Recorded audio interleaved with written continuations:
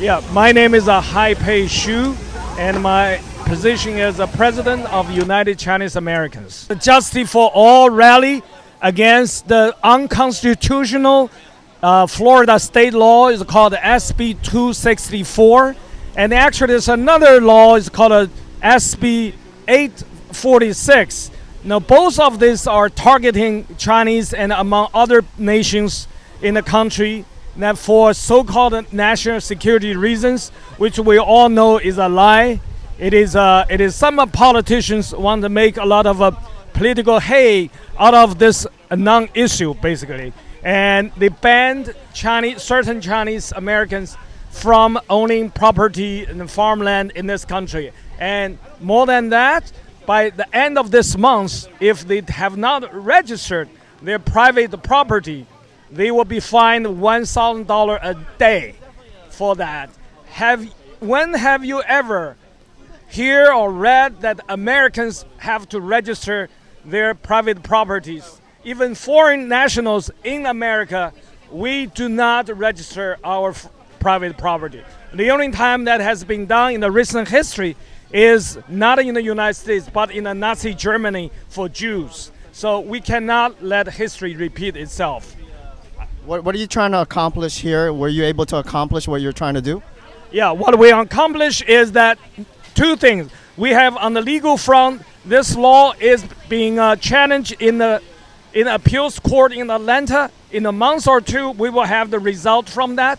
Hopefully, our justice will tell that this law is unconstitutional. But more than that, what we're doing here today is to organize the Chinese American community, to make them ready for 2024. That people who mess with us, we will have to mess with them, especially politicians in the next elections. That's what we're doing here.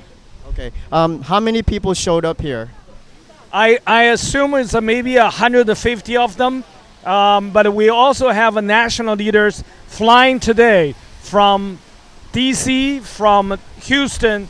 We have African Americans flying also from Texas, and our Latino brothers and the Jewish brothers. Basically, you have a gathering of four minorities here this morning: Asians, Black, Latinos, and the Jews.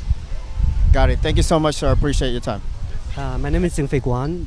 This rally is about SB 264 and SB 846 today. We wanted to get the word out, like you said. This is this law, SB 264, SB 846, is discriminatory and will have a huge impact, not just on the Asian American community, but I think today we have many people speaking about the negative impacts of these discriminatory legislations, including Judy Chu, Andrew Chang, and Jing Wu from Texas, and other important people. Okay, sir. What about you? What voice or what are you trying to say to the community? I wanted to say we should stand up, unite together, and fight. I'm Congressmember Judy Chu, and I represent a district in Los Angeles, California. But I came here from Washington, D.C. to Miami because I wanted to express my tremendous outrage about this bill, SB 264, that was signed into law by Governor Ron DeSantis. It is racist, it is discriminatory, and it takes us back 100 years to when there were alien land laws that prohibited Asian nationals, who basically all Asian Americans who were not U.S. citizens, from owning land. And this particular bill is so horrible because, for one thing, it requires everyone to register, and if they don't register, then they have to pay a $1,000 fine per day.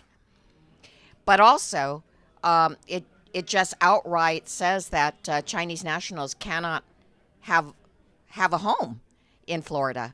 And so Xi Shu fled the persecution of China, came here 4 years ago, wanted to live his life here, went and looked at a home, purchased it, put a $30,000 deposit. Because of this law, he lost the home and lost the $30,000.